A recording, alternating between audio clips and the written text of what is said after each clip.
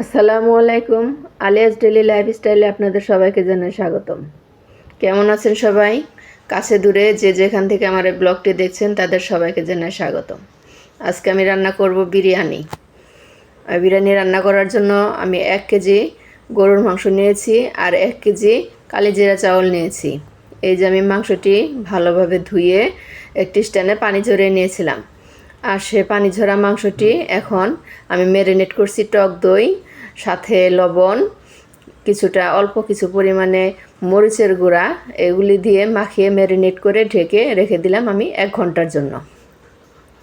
আর এদিকে আমি একটা পাত্রে কিছুটা কাঁচা আলু চুচা ফেলে সেখানে আমি সেগুলোকে মরিচের গুঁড়া এবং লবণ দিয়ে মেখে রেখে দিচ্ছি একপাশে।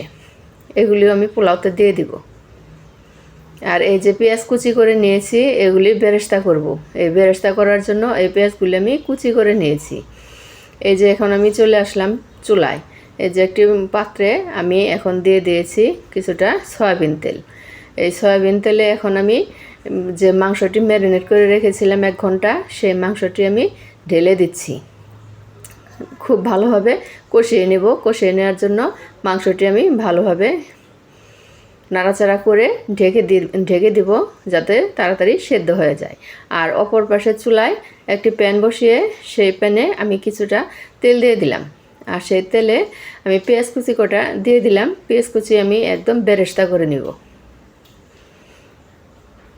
যতক্ষণ পর্যন্ত ভাজা না হবে ততক্ষণ পর্যন্ত আমি নাড়াচাড়া করতেই থাকব। এই যে আমার পেঁয়াজটা বেরেস্তা করা হয়ে গেছে। এখন আমি এই পেঁয়াজ কুচিগুলো একটা বাটিতে নামিয়ে নিব। এই যে আমি একটা বাটিতে নামিয়ে নিয়েছি। এখন আমি যে পাত্রে বেরেস্তা করেছি সেখানেই আর কিছুটা তেল দিয়ে সেই আলুটা যে মাখিয়ে রেখেছিলাম মরিচ এবং লবণ দিয়ে, সেটা আমি একটা পাত্রে ভাজার জন্য আমি দিয়ে দিলাম।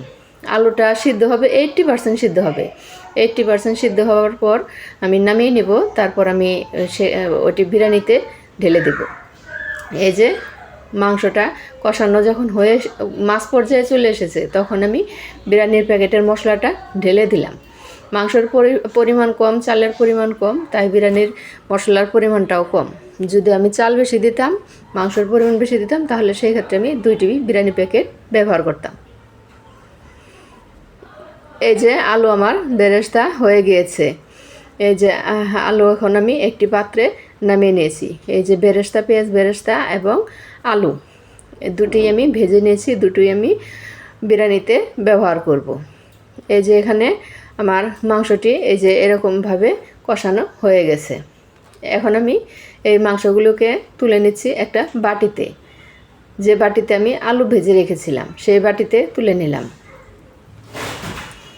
আর যে পাত্রে আমি মাংসটি উঠিয়ে রেখে রান্না করেছিলাম, সেই রান্না করা মাংসটি আমি উঠিয়ে রেখে তারপর যে তেলটা ছিল সেই তেলে আমি আর সামান্য কিছু পরিমাণ আদা বাটা, রসুন বাটা, লবণ এগুলি দিয়ে দিলাম। দিয়ে একটি স্ট্যান্ডে 1 কেজি পরিমাণ কালো জিরা চাল ধুয়ে ঝরিয়ে রেখেছিলাম, সেটি ঢেলে দিলাম কষানোর জন্য।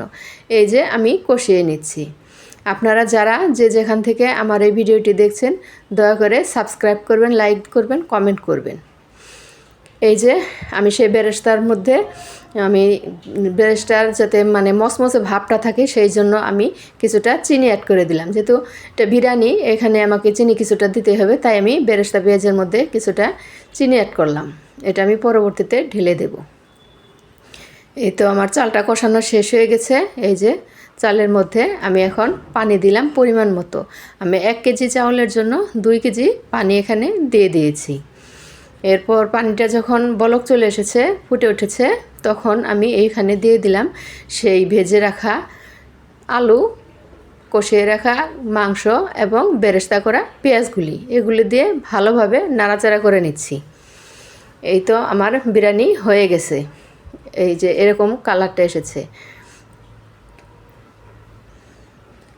এতক্ষণ ধরে কষ্ট করে যারা আমার এই ভিডিওটি দেখলেন তাদের সবাইকে জানাই আমি আন্তরিক শুভেচ্ছা এবং অভিনন্দন। আমার এই ভিডিওটি ভালো লাগলে আপনারা অবশ্যই লাইক, কমেন্ট এবং শেয়ার করবেন। কাছে দূরে যে যেখান থেকে দেখছেন সবাইকে জানাই স্বাগতম। ভালো থাকবেন সবাই। আল্লাহ হাফেজ। আসসালামু আলাইকুম।